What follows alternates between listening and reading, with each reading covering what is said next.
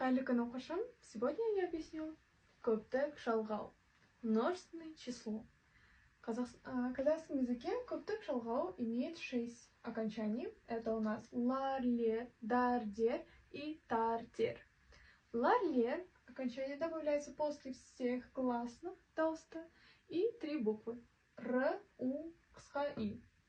Дар, дер добавляется после этих звуков, как л, м, н, н, ж, з. И тар-тер добавляется после всех глухих катан и 4 букв б, в, г, д. Разберем примеры. Например, бала — это ребенок. Как мы скажем дети? Слово бала мы добавляем окончание лар. Также не забываем смотреть на последний слог. Видите, она твердая. Добавляем твердое окончание. Балалар. И у нас и заканчивается на... слова заканчиваются на букву И, звук И, всхай, и добавляется окончание лер. И лер.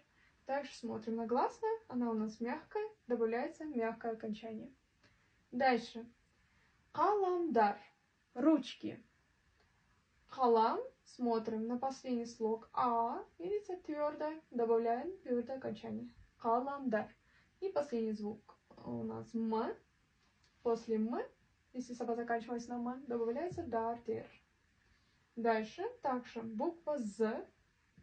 Смотрим на нашу правило.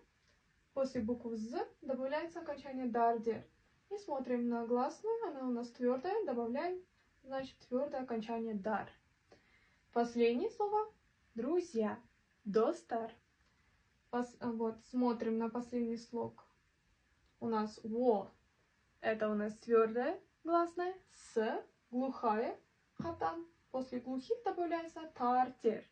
Значит, достар. И также геолог. Смотрим.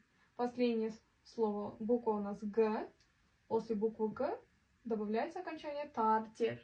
И последний слог во. Видите, твердое. Значит, добавляется твердое окончание. Геолог-тар. Геологи. Геолог-тар булат.